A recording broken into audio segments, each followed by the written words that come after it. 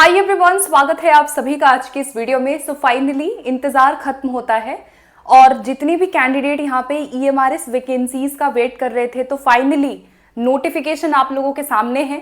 सो फटाफट से बात करेंगे इस एग्जाम के बारे में। एग्जाम में एक बहुत बड़ा परिवर्तन हमें यहाँ पे देखने को मिला है इस नोटिफिकेशन के अंदर, जो कि आपका जो परीक्षा है वो 2 टियर एग्जाम आपका होने वाला है। तो आइए बात करते हैं नोटिफिकेशन के बारे में।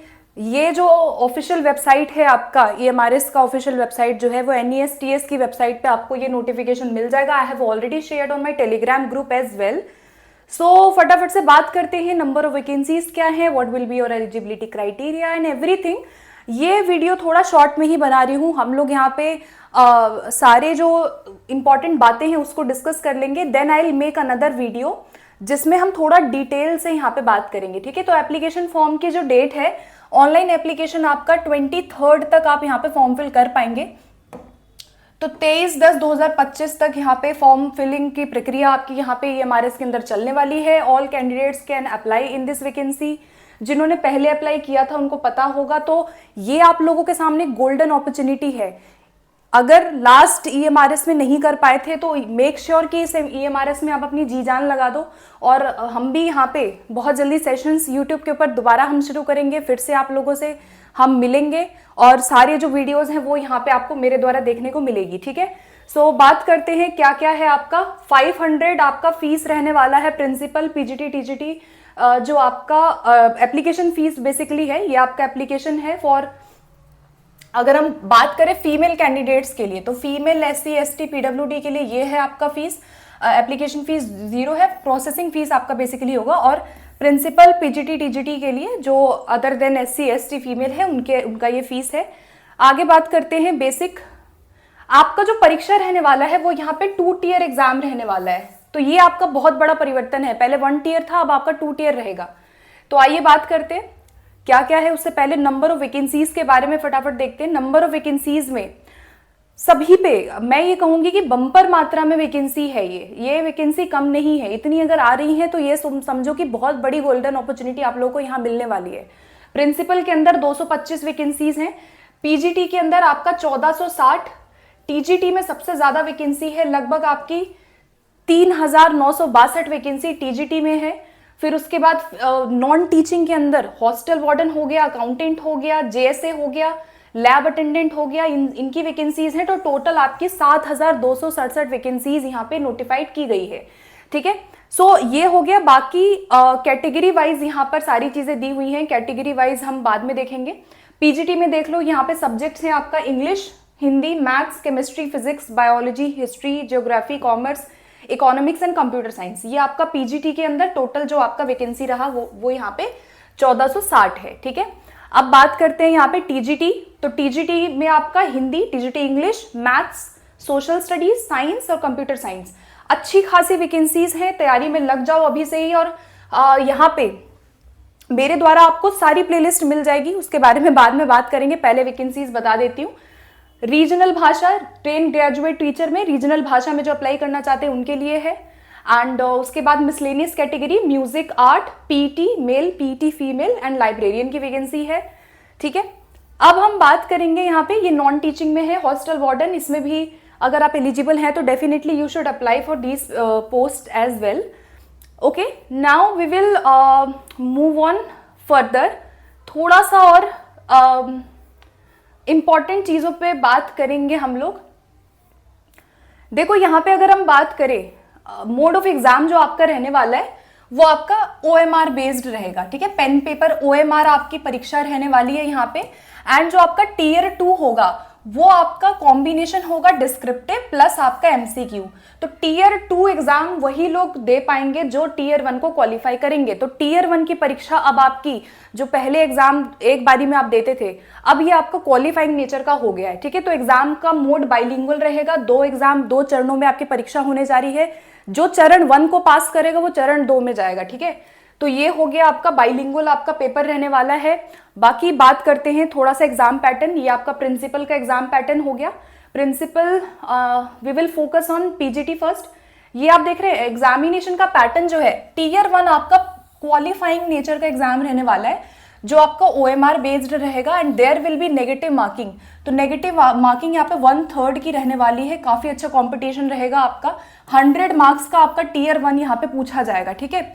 अब देखो इसमें आपके 5 पार्ट होते हैं, जो पहले भी था, मतलब 6 पार्ट है टोटल। जो आपके शुरू के 5 पार्ट है उसमें जनरल अवेयरनेस 10 क्वेश्चन 10 नंबर, फिर आपका रीजनिंग हो गया 15, ICT 15, टीचिंग एप्टीट्यूड 30 नंबर का यहाँ पे है, और उसके बाद डोमेन नॉलेज जो आपका होगा उसमें एक्सपीरियंशियल बेस्ड और जो केस स्टडी है वो आपका 20 नंबर, NEP 10 नंबर आपका। ये आपके विषय से रिलेट करते हुए यहाँ पे क्वेश्चन पूछा जाएगा।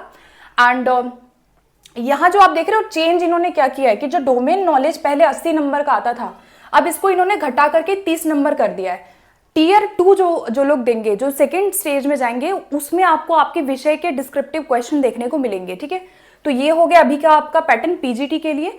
लैंग्वेज कॉम्पिटेंसी टेस्ट इंपॉर्टेंट हो जाता है। यहाँ पे आपका क्या है कि 40% आपको लाना अनिवार्य है, यानी अगर आपने इसको पास नहीं किया तो ये वाला पेपर आपका चेक नहीं होगा। तो you need to qualify minimum 4 marks. So Hindi और इंग्लिश, PGT में आपका हिंदी पूछा जाएगा और इंग्लिश पूछा जाएगा 10-10 नंबर का। तो 10 में से 4 नंबर लाना ही पड़ेगा विद 0 जो आपका 1/3 है, 1/3 की नेगेटिव मार्किंग है, उसके साथ आपको यहाँ पे मार्क्स लाना होगा, जो कि इजी नहीं रहने वाला है, ठीक है। तो इस पर हम डिटेल से बाद में बात करेंगे। ये आपका Tier 1 हुआ। तो Tier 1 जो लोग ये क्वालिफाई करेंगे, क्वालिफाई करने के बाद यहाँ पे Tier 2 आपका देखने को मिलेगा, जिसके अंदर आपका विषय का जो सिलेबस है वो आपका NESTS की वेबसाइट पे अपलोड कर दिया गया है। मैं शेयर कर दूंगी टेलीग्राम पे। आपका इसमें क्वेश्चन जो है वो ऑब्जेक्टिव MCQ आपके 40 क्वेश्चन आएंगे, और आपका रिटन जो डिस्क्रिप्टिव है वो आपके 15 क्वेश्चन आएंगे। 40 क्वेश्चन 40 नंबर, 15 क्वेश्चन 60 नंबर। तो ये आपका 100 नंबर का पेपर बनेगा पार्ट 2। एंड पार्ट 2 जो होगा उसी के बेसिस पे आपका मेरिट लिस्ट बनेगा। तो मेरिट लिस्ट आपका पेपर 1 के बेसिस पे नहीं बनेगा, वो आपका केवल क्वालिफाइंग है, उसमें आपको लैंग्वेज को क्वालिफाई करना है। पार्ट 2 जो रहेगा ये आपका फाइनल सिलेक्शन को तय करेगा। सेम TGT का है आपका 100 मार्क्स, ठीक है। इसमें भी आप देख लो 10 क्वेश्चन 15 क्वेश्चन, ICT के 15 क्वेश्चन हो गए, टीचिंग एप्टीट्यूड के 30 क्वेश्चन हो गए, एक्सपीरियंशियल और NEP मिला के 30 क्वेश्चन हो गए। एंड आपका जो TGT है उसके अंदर आपकी 3 भाषा पूछी जाएगी, हिंदी, इंग्लिश एंड आपका कोई भी एक रीजनल लैंग्वेज। रीजनल लैंग्वेज जो होगा वो आप सिलेक्ट कर पाओगे। तो 30 मार्क्स होगा, 40% लाना अनिवार्य है हर सेक्शन में, ठीक है। तो हर सेक्शन में आपको यहाँ पे लाना अनिवार्य है, एंड ये नहीं लाओगे तो ये चेक नहीं होगा।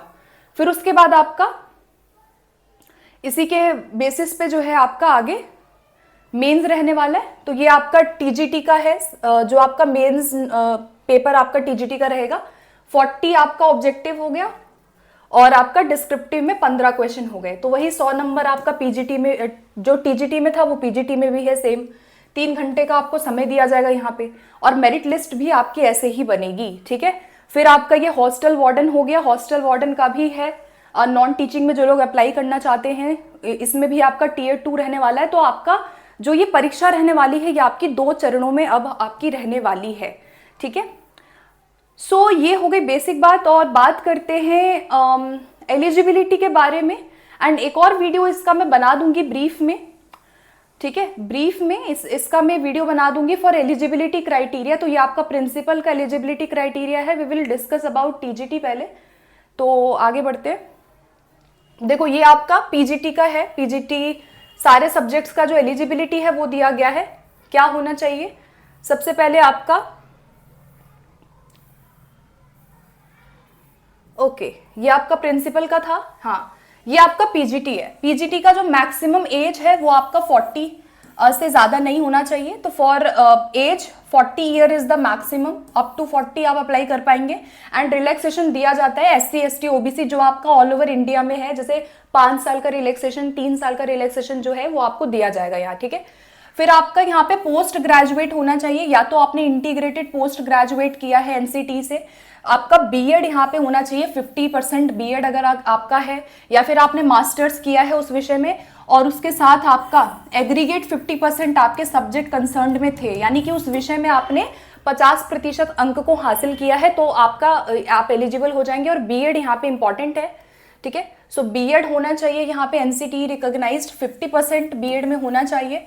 इसके अलावा जो लोग इंटीग्रेटेड कोर्स करते हैं वो लोग भी अप्लाई कर पाएंगे। एंड ये हो गया। फिर आपका सब्जेक्ट मास्टर्स में पीजीटी के लिए इंग्लिश है तो इंग्लिश होना चाहिए, हिंदी है तो हिंदी होना चाहिए। देन आपका फिजिक्स होना चाहिए, कोई भी ग्रेजुएशन लेवल पे आपका इसमें स्पेशलाइजेशन होना चाहिए। केमिस्ट्री हो गया, सेम है कि इन केमिस्ट्री और any specialization in chemistry provided the candidate has studied chemistry at graduation level, यानी ग्रेजुएशन लेवल में भी केमिस्ट्री पढ़ा होना चाहिए और पोस्ट ग्रेजुएशन भी होना चाहिए, देन यू विल एलिजिबल। इसी तरह बाकी विषय है तो I will share this PDF and you can read it later, you can read your eligibility criteria and I will make another videos as well. अभी अपकमिंग जो भी आप लोगों के लिए जो भी वीडियोज होगा, जो भी इंपॉर्टेंट बातें होंगी regarding eligibility and everything I will share soon, ठीक है। तो ये आपका बेसिक है, मतलब मोटा मोटा यही है कि आपका मास्टर्स होना चाहिए, आपने मास्टर्स किया है, इधर इट इज इंटीग्रेटेड और regular one, you will eligible and then your BEd will be there. और 50% मार्क्स यहाँ पे आपका मांगा गया है, ठीक है, सीटेट की जरूरत नहीं है। उसके बाद बात करते हैं टीजीटी का। तो टीजीटी का अप टू 35 ईयर्स का यहाँ पे है एज। तो पीजीटी में 40 है, यूआर के लिए 35 ईयर्स है यहाँ पे। एंड जो एज रिलैक्सेशन है, एससी एसटी 5 ईयर्स, ओबीसी को 3 साल का जो रिलैक्सेशन है वो ऑल ओवर इंडिया में सभी को यहाँ पे दिया जाता है, ठीक है, वो याद रखना है। एंड यहाँ पे देखो, जिसने 4 साल का, अगर मान लो आपने ग्रेजुएशन डिग्री किया है सब्जेक्ट में, टीजीटी के लिए वही है, ग्रेजुएशन अगर आपने किया है, 4 ईयर इंटीग्रेटेड ग्रेजुएशन कोर्स है 50% मार्क्स के साथ, तो इंटीग्रेटेड कोर्स वाले भी इसमें अप्लाई कर पाएंगे। एंड इसके अलावा आपने बैचलर या ऑनर्स डिग्री की है तो भी आप अप्लाई कर पाएंगे टीजीटी के लिए। एंड जैसे यहाँ टीजीटी के लिए है, पोस्ट ग्रेजुएशन अगर आपने किया है और आपका बीएड एमएड अगर इंटीग्रेटेड था तो भी इसमें अप्लाई कर पाओगे, है ना। बैचलर डिग्री आपका बीएड होना चाहिए, टीजीटी के लिए भी 50% मार्क्स के साथ आपका बीएड होना चाहिए। एंड सीटेट आपका यहाँ पे मांगा गया है, राइट, सीटेट इज इंपॉर्टेंट। तो सीटीईटी का पेपर 2 आपका पास होना चाहिए। फॉर यूआर मार्क्स का अगर मैं बात करूं तो यूआर के लिए 90 है, और अगर एससी एसटी ओबीसी अगर आपका सीटेट में 82 मार्क्स था पेपर 2 के अंदर तो आपका सीटेट यहाँ पे क्वालिफाई माना जाएगा। तो ये हो गया। और ये सब बातें हैं बेसिक, ठीक है। जैसे टीजीटी हिंदी है, पहला टीजीटी हिंदी के लिए हिंदी आपने पढ़ा होना चाहिए इलेक्टिव या मेन सब्जेक्ट में 3 साल अपने ग्रेजुएशन के अंडर ग्रेजुएशन के अंदर।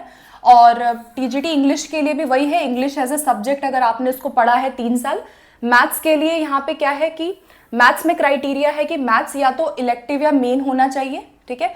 फिजिक्स एटलीस्ट 1 साल या जिसको हम 2 सेमेस्टर कह सकते हैं वो आपका होना चाहिए। एंड इसमें से कोई एक होना चाहिए, chemistry, electronics, computer science, statistics में से कोई भी एटलीस्ट एक विषय आपने 1 साल पढ़ा हो, यानी 2 सेमेस्टर पढ़ा हो, तो आप मैथ्स के लिए एलिजिबल हो, ठीक है। उसके बाद यहाँ पे जो लोग बीएससी ऑनर्स करते हैं फिजिक्स में या केमिस्ट्री में वो इसमें एलिजिबल नहीं है, यहाँ पे साफ तौर पे लिखा हुआ है।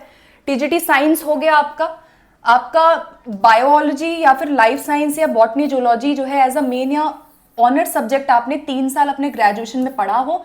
सब्जेक्ट कॉम्बिनेशन क्या है यहाँ पे, बायोलॉजी मेन और सब्सिडियरी सब्जेक्ट यहाँ पे दिया हुआ ये आपका होना चाहिए। बॉटनी और सब्सिडियरी सब्जेक्ट्स में आपका केमिस्ट्री, आपका जूलॉजी होना चाहिए, जूलॉजी के साथ केमिस्ट्री बॉटनी होना चाहिए, ठीक है। तो इसका देखो गाइज, मैं एक ना सेपरेट वीडियो इसका बना दूंगी रात तक, बहुत अच्छे से इसको एक्सप्लेन में कर दूंगी ऑल योर एलिजिबिलिटी। अभी आप ऐसे देख सकते हो। फॉर एसएसटी आपका हिस्ट्री, ज्योग्राफी, इकोनॉमिक्स, पॉलिटिकल में से कोई भी 2 सब्जेक्ट अगर आपने पढ़ा है तो आप एसएसटी के लिए एलिजिबल हो जाएंगे। एंड जिसमें से एक हिस्ट्री या ज्योग्राफी होना चाहिए, ठीक है, एक हिस्ट्री या ज्योग्राफी इन सारे सब्जेक्ट्स में तो होना चाहिए जो आपने 2 साल पढ़ा हो, ठीक है। फिर रीजनल भाषा का है इस तरह, तो इस तरह से सारी जो एलिजिबिलिटी है वो यहाँ दी है। टीजीटी कंप्यूटर साइंस हो गया, तो कंप्यूटर साइंस के लिए बैचलर्स होना चाहिए आपका 50% के साथ। ग्रेजुएशन अगर आपने किया है कंप्यूटर साइंस के अंदर या आईटी से 50% मार्क्स के साथ तो एलिजिबल हो जाएंगे। बीटेक इन कंप्यूटर साइंस किसी ने किया है 50% मार्क्स तो भी इसमें एलिजिबल हो जाएंगे, ठीक है। सो ये हो गया डिजायरेबल नॉलेज की बात है। और फिर आर्ट टीचर हो गया यहाँ पे, ठीक है। तो इस तरह से सारी जो एलिजिबिलिटी है वो यहाँ पे आपका दिया हुआ है। एंड इसका एक सेपरेट वीडियो जो है वो मैं इसका अपलोड कर दूंगी, ठीक है। तो separate video I will make जिसमें हम एलिजिबिलिटी क्राइटेरिया को और थोड़ा अच्छे तरीके से डिस्कस कर लेंगे। अभी मोटा मोटा यही चीज़ आपको ध्यान में रखनी है कि ये जो आपकी वैकेंसी है ये काफ़ी इम्पॉर्टेंट आप लोगों के लिए रहने वाला है। And I will make a separate video for each and everything. और कोई भी डाउट होता है कुछ भी कमेंट में अपने डाउट पूछ लो, उसके रिगार्डिंग नेक्स्ट वीडियो में सारे आपके डाउट्स का आंसर मैं कर दूंगी, कुछ भी डाउट होता है तो। ठीक है, तो मिलते हैं अगली वीडियो के साथ। Thank you for watching this video and make sure to share, and if you have any doubts let me know in comment box.